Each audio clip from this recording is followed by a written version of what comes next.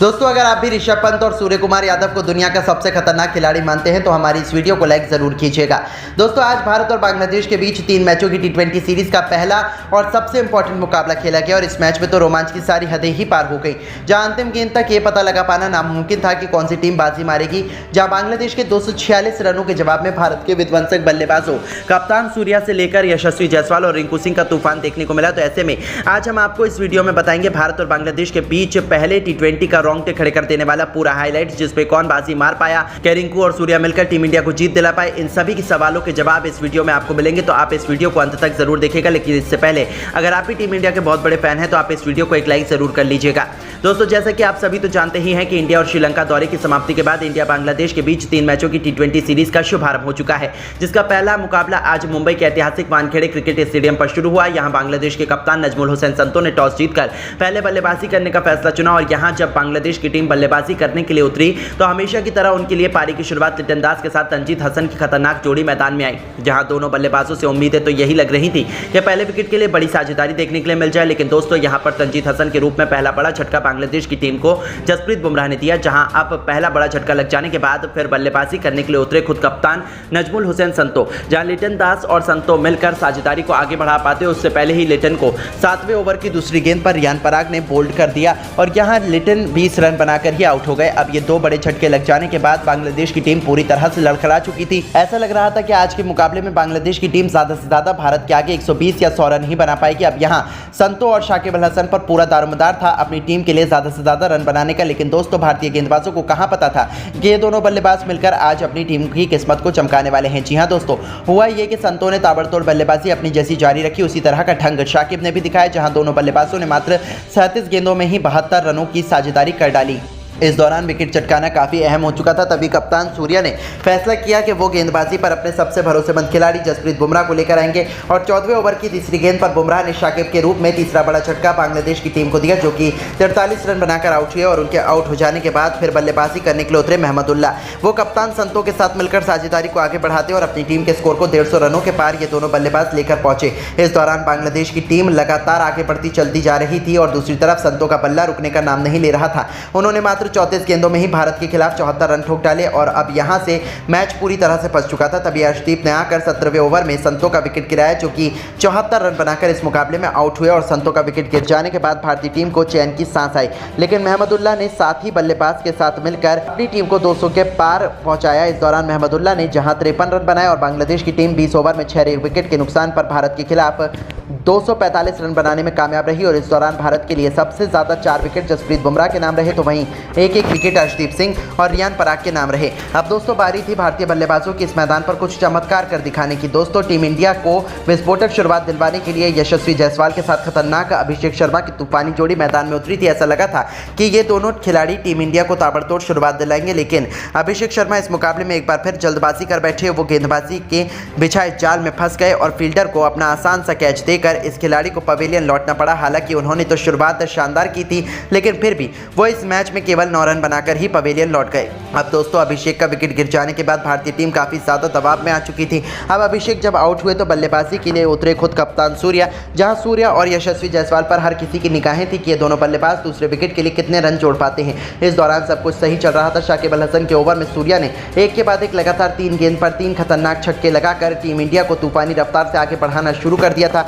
दूसरी तरफ यशस्वी जायसवाल का बल्ला दहाड़ लगा रहा था। 6 ओवर में टीम इंडिया ने 68 रन बनाए, तो देखते ही देखते 8 ओवर में भारतीय पारी 90 रनों के पार खड़ी थी। इन दोनों खिलाड़ियों के बीच 100 रनों से अधिक की मजबूत पार्टनरशिप हो चुकी थी। दोनों तरफ से दोनों खिलाड़ी केवल चौके और छक्कों से ही बात कर रहे थे। इस बीच सूर्या ने अपना तूफानी शतक केवल 30 गेंदों में ठोक दिया, जो टीम इंडिया की जीत के लिए बेहद महत्वपूर्ण माना जा रहा था। इन दोनों ने भारत को मैच में मजबूत स्थिति में लाकर खड़ा कर दिया, लेकिन दोस्तों यशस्वी जायसवाल भी अपनी साझेदारी को ज्यादा देर तक आगे बढ़ा नहीं पाए और 49 रन बनाकर वो आउट हो गए। अब पूरी जिम्मेदारी भारत के 2 सबसे खतरनाक टी20 बल्लेबाज रिंकू सिंह और सूर्य कुमार यादव के मजबूत कंधों पर आ चुकी थी मैच जिताने की, क्योंकि इनके अलावा कोई और बल्लेबाज भारतीय टीम को जिताने का दम नहीं रखता था। अब दोस्तों यहाँ टी20 के शूरवीर रिंकू सिंह ने भी आते ही अपना विस्फोटक अंदाज में एक तरफ से बांग्लादेशी गेंदबाजों गेंदबाजों की बेरहमी से कुटाई करना शुरू कर दी। दोनों मिलकर साझेदारी को आगे बढ़ाते हुए अंतिम ओवर तक ले जाते हैं, जहां खास बात तो ये रही थी कि सूर्य कुमार यादव आज कमाल की लय में नजर आ रहे थे। उन्हें रोक पाना आज किसी भी गेंदबाज के बस की बात नहीं हो रही थी, यहाँ तक कि रिंकू सिंह भी। वहीं दूसरी तरफ रिंकू सिंह भी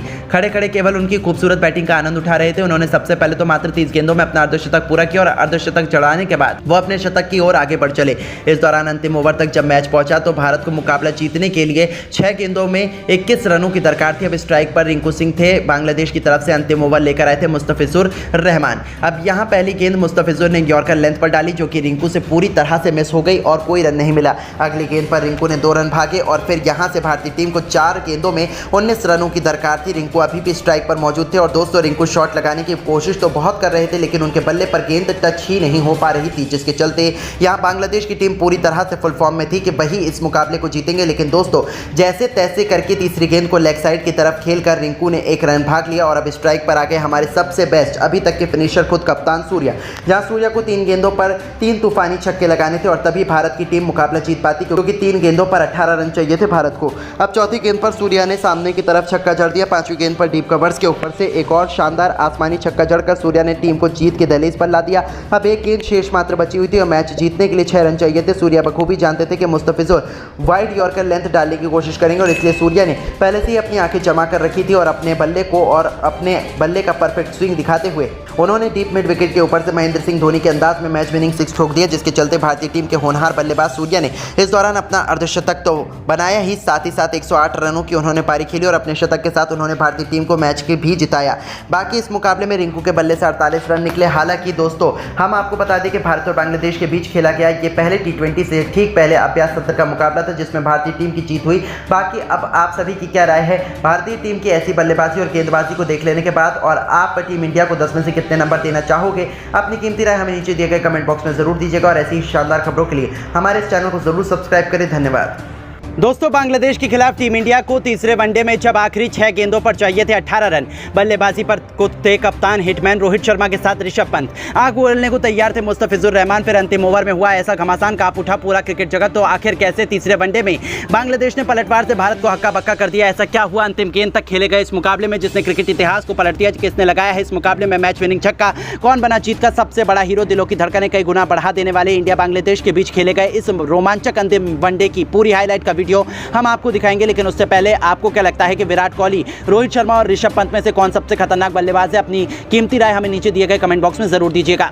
दोस्तों जब विश्व क्रिकेट की 2 सबसे बड़ी टीमें बांग्लादेश और भारत एक दूसरे के आमने सामने हो, तब मुकाबले में रोमांच तो पहले ही अपनी सभी हदों को पार कर चुका होता है। ऐसा ही हमें एक बार फिर देखने को मिला, जहां दोनों टीमों ने एक मुकाबला अपने नाम कर सीरीज को बराबरी पर रखा हुआ है। वहीं अब सीरीज के अंतिम वनडे मुकाबले में अपनी लाज दांव पर लगाकर सितारों से सजी बांग्लादेश की टीम जब टीम इंडिया के सामने उतरी, तब ये घमंडी टीम जीत हासिल करना चाहती थी। उन्हें लगा था कि वानखेड़े स्टेडियम में वो भारत को हरा सकते हैं, लेकिन उनकी उम्मीदों पर पानी फेरते हुए रोहित और कोहली के विध्वंस के बाद ऋषभ पंत का बल्ला इस कदर गरजा कि बांग्लादेश के साथ साथ करोड़ों क्रिकेट प्रेमियों की रूह कांप गई। दोस्तों इस महामुकाबले में भारतीय कप्तान रोहित शर्मा ने टॉस जीतकर बांग्लादेश को पहले बल्लेबाजी करने का न्योता दिया और उनका यह मास्टर प्लान काम कर गया। गेंदबाजी करने आए जसप्रीत बुमराह और मोहम्मद सिराज ने अपनी आग उगलती हुई गेंदबाजी से वानखेड़े स्टेडियम में ऐसा तहलका मचाया कि 100 रनों के भीतर बांग्लादेश ने अपने 4 बल्लेबाज गंवा दिए थे। ऐसा लगा था कि बांग्लादेश शायद 200 रन भी ना बना पाए, लेकिन इस मुश्किल की घड़ी में अपनी टीम के लिए सबसे बड़े हीरो बन गए उनके कप्तान शाकिब अल हसन। जी हां दोस्तों, इस खिलाड़ी ने भारतीय टीम को जमकर खून के आंसू रुलाए। अर्शदीप से लेकर सिराज, कुलदीप सभी की जमकर पिटाई करते हुए वो नजर आए।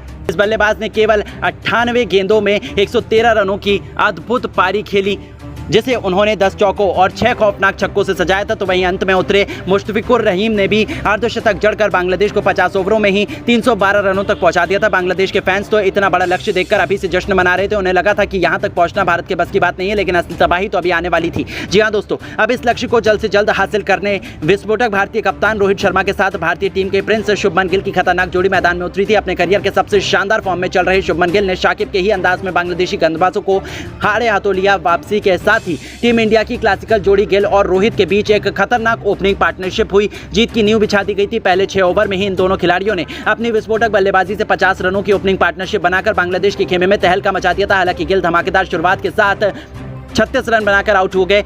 लेकिन उसके लिए उन्होंने केवल 29 गेंदें ली थी, जिसमें उन्होंने 4 चौके और एक तूफानी छक्का भी चढ़ा था। उनके आउट होने के बाद रोहित और किंग कोहली ने भारतीय पारी को आगे बढ़ाना शुरू किया। इन दोनों के कंधों पर अपनी टीम को यहां से जीत की दहलीज तक ले जाने की बड़ी जिम्मेदारी थी और बांग्लादेश के सभी खूंखार गेंदबाजों की जमकर पिटाई करते हुए इन दोनों बल्लेबाजों ने भारतीय टीम को मुकाबले में बहुत अधिक मजबूत स्थिति में पहुंचा दिया था। जी हां दोस्तों, हिटमैन ने केवल 52 गेंदों पर 56 रन ठोक दिए, जिसमें उन्होंने 6 चौके और एक छक्का भी लगाया था। तो वहीं विराट ने भी 56 गेंदों पर 52 रनों की पारी खेली थी। देखते ही देखते इन दोनों खिलाड़ियों के बीच शतकीय पार्टनरशिप ने बांग्लादेश को मैच से बाहर फेंकने की पूरी तैयारी कर ली थी। टीम इंडिया मैच में आसानी से जीत की तरफ आगे बढ़ रही थी। आखिर हो भी क्यों ना, टीम इंडिया की दिल और धड़कन रोहित और कोहली ने भारतीय टीम को 160 रनों के पार पहुंचा दिया था। इन दोनों ने बांग्लादेश की नाक में दम कर दिया था। रोहित शर्मा तो आज सिर पर कफन बांध कर आए थे। वो अकेले ही बांग्लादेशी गेंदबाजों की धज्जियां उड़ाने पर तुले हुए थे, यहां तक कि उनके विस्फोटक